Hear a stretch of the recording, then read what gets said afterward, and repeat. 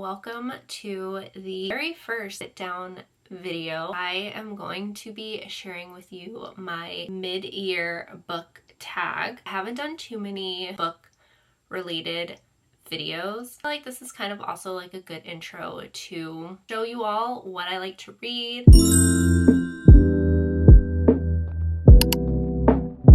The first question is, the best book I've read so far for me has been The Rose Bargain. I went into this book, A, not really knowing the plot, and B, not having like crazy high expectations for it. I absolutely loved this book. This is like if you take the Powerless series, The Selection, and like The Cruel Prince and you smush them all into one book. It is this book. I cannot stop thinking about the ending. I have so many questions. The next one is best sequel I've read so far this year, and I have to give it to Onyx Storm. I also cannot stop thinking about this book. This is technically the third in the series. Again, so many questions, so many thoughts, so many theories. I can't wait to continue on with this series. I can't wait to see how this story unfolds. And I don't want to give anything away. The ending of this book literally just left my jaw on the floor. The next one on the question list is new releases I have not read. So there, in full transparency, there are a lot.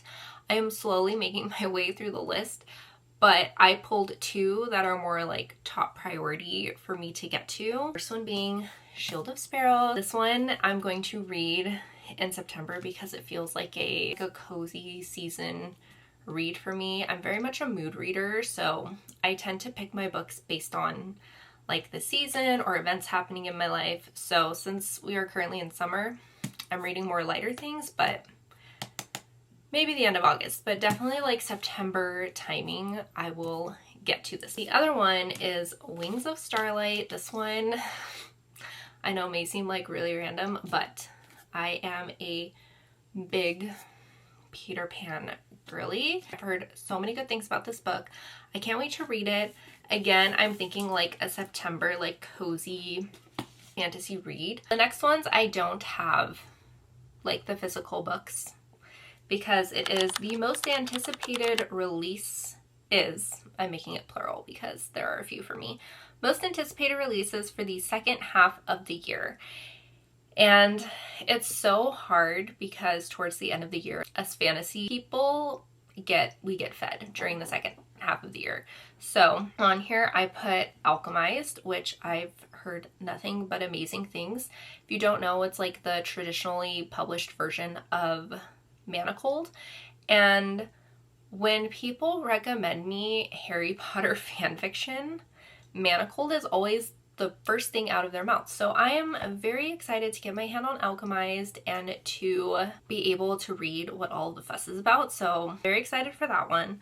The second one is Bonds of Hercules. It is the sequel to Blood of Hercules, which I just recently finished reading like a week ago, and I absolutely loved that book. So I'm very excited for that one. Again, the ending of that book left me with lots of questions that I need answers to. And the last one, Accomplice to the Villain, and I just love this book series so much. It's like fun, it's lighthearted, you still have the fantasy.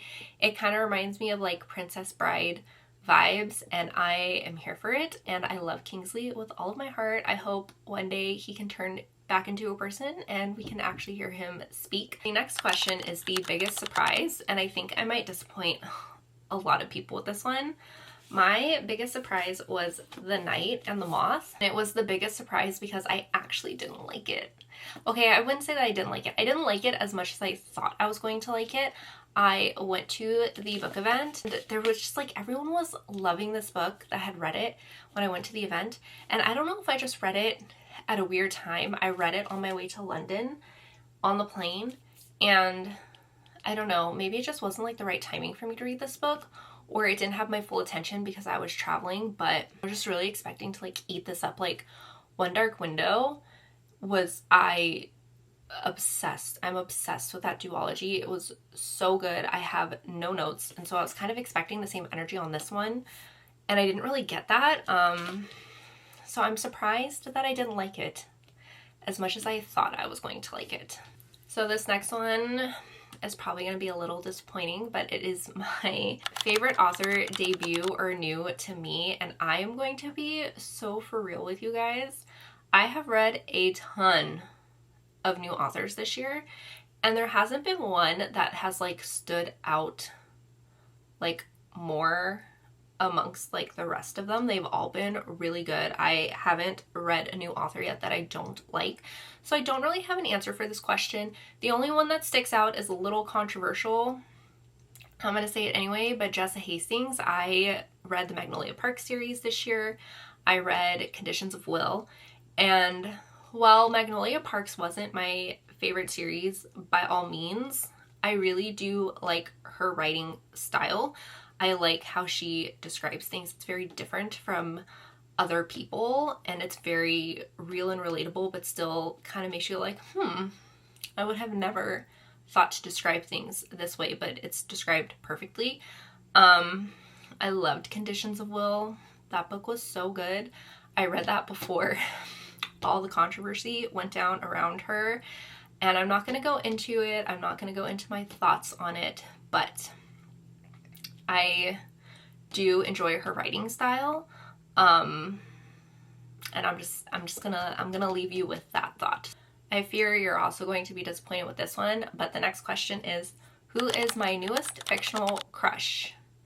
And to be honest, I don't really have one. It honestly takes a lot for me to have a book boyfriend. I only have a fair few. I don't have too many. Yeah, I'm so sorry. Moving right along to a book that made me cry, and this one is going to be a shock. It was a shock to me as well, but it was better than fiction. This book is a cutesy little rom-com book, but it has like so much more depth to it than I realized going in. And just the relationship the female main character has with her grandmother was very similar to the relationship that I had with my grandmother. And in the book, she really, like, you really see how she's grieving and how special that relationship was to her. And just going through like having her grandma be your best friend, and then taking care of her as she's passing, and then dealing with the aftermath of that is exactly what I went through. And it was just so, like, I've never related to something so much in a romance book.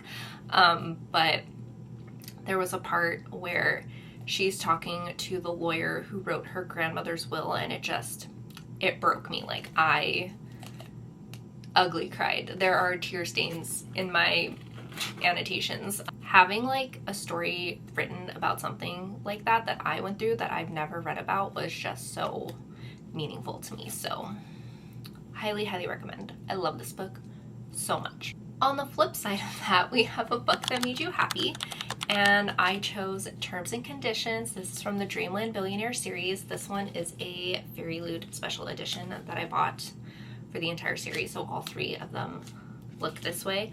I also love this book so much. This is a romance book by Lauren Asher. This was so good. I felt it was like slightly different than a Marriage of Convenience type of plot that I've read before. I loved that the female main character struggles with dyslexia. I myself am dyslexic. My dyslexia is not on like the crazy end of the spectrum. It's more like middle towards lower end, but I do struggle with it. I have always struggled with it since I was little. And you don't, again, read a lot of characters dealing with it. Next up, we have the most beautiful book that I have bought this year. And since I have become a Fairy Loot subscriber, I have a lot of beautiful books now.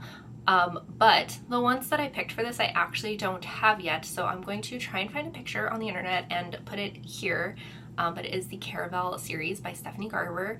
I love Stephanie Garber so much. She's probably one of my favorite authors Once Upon a Broken Heart series is like my ride or die YA series ever.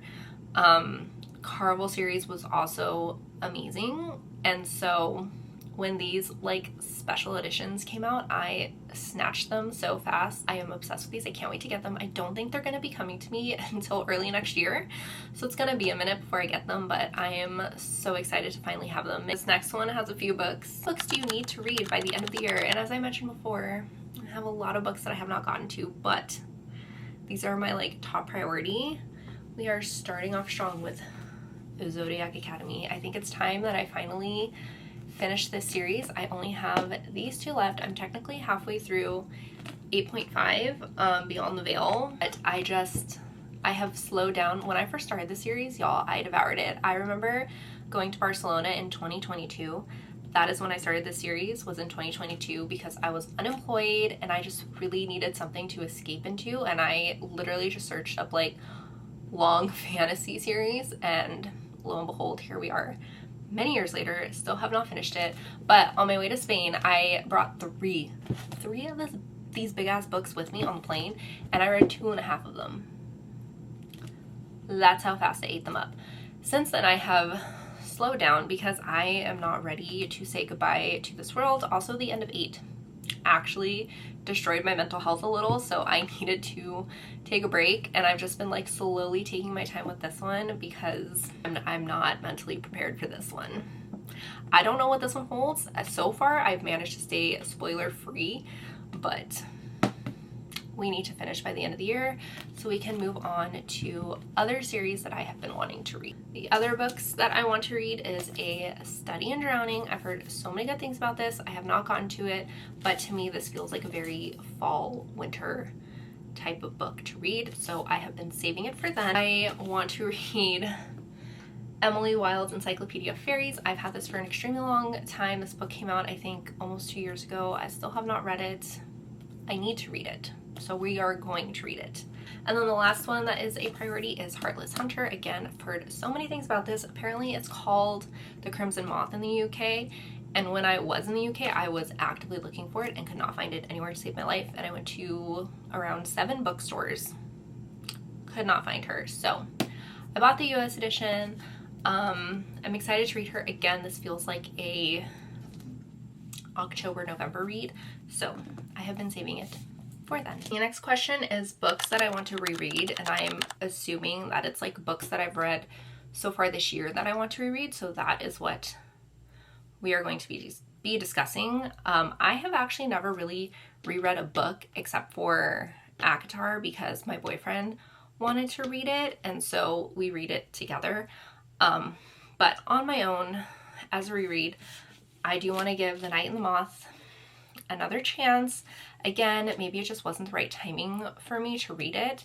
So I do want to reread this at some point. I don't know if it'll be this year, but it is now on my reread list. I mean, I'm holding this one up, but really this whole series, I want to do like a big deep dive reread before the next one comes out, whenever that is, and just like go through and write down theories and pick out things that's like foreshadowing that I didn't notice before because I didn't know what was coming. And I started buying the paperbacks for this because I hate annotating hardback books, especially really, really pretty ones that are, you know, signed books. So this series is on my list. I don't know when that will be again because I don't know when the next one's coming out, but I would love to like reread and go through and like mark up things. Okay, next we have a book I enjoyed that had mixed reviews, and it is Blood of Hercules. I actually really loved the humor in this book. I kind of liked the modern take on it. Like, yes, it's Greek mythology and you have the gods and titans and all that kind of things, but the modernism in it isn't like so unbelievable because people aren't walking around with smartphones and like Instagram and TikTok and Snapchat and things like that. Like, it's just the way that they speak is more modern and the clothing is more modern, and I tend to find that more believable. especially with things so heavily rooted in Greek mythology. I am a big Greek mythology girly, so that could also be the reason why I love this book. I'm not going to spoil it, but I loved the twist at the end. Like, I was shook. Like, I did not see that coming, so that's very hard for me in a series. Like, I can predict things pretty well and see things coming, and the fact that I did not see that coming was just a nice little fun surprise. So a lot of people didn't like this book because of the modern aspect and like how she talked and her humor, but I enjoyed it. I do enjoy some dark humor, so I think I'm just going to start with the ones that I don't have and the one that I have that I'm not going to grab from my shelf. Daisy Hates The Great Undoing. That's the second Daisy Hates book in the Magnolia Park series. That book is so good. I wish I could live in the Hates world and just be in the art world all the time. One that I don't have is Heavenly Bodies. I read that in January. I think it was like my first book of the year, and I love that world so much. I can't wait.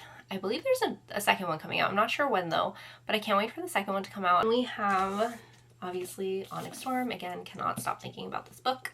Cannot stop thinking about these characters. I know a lot of people didn't like this book because they didn't like the one previous, but I loved it. I have When the Moon Hatched. This one also has a sequel. I'm not sure it's come out yet or not. I should check, but there's a sequel to this one. I can't wait to read it. This one's so good. This one's more like Throne of Glass. Fourth Wing with the dragon aspect, not the war college aspect. And it's just, it was so good. And then the last one is The Rose Bargain. I to be honest, I don't know if I mentioned this, but I recently finished this one, like not that long ago, like maybe a week ago. It's so good. I cannot stop thinking about the ending. I need to know what happens. This next one we're going to read, and we're going to do it quick because my camera is overheating. So it is 5-star predictions for the rest of the year, and I only have one written down, which is Alchemized. Again, that one has been so hyped up to me. Everyone seems to love that one like the most out of all the fanfic books. So I am very excited to read it and to see if it is actually worth the hype. I know that it's going to be a little different because when they republished it, they had to change some things for like copyright laws, but I'm excited to see what that story is even about. So that is it for my book tag. I hope you enjoyed. I would love to know like things that you've read this year that you've loved, any 5-star reads, any books that you liked that other people didn't like. I'm always looking for new book recommendations, so if you have any, drop them below. And I will see you in the next one. Bye!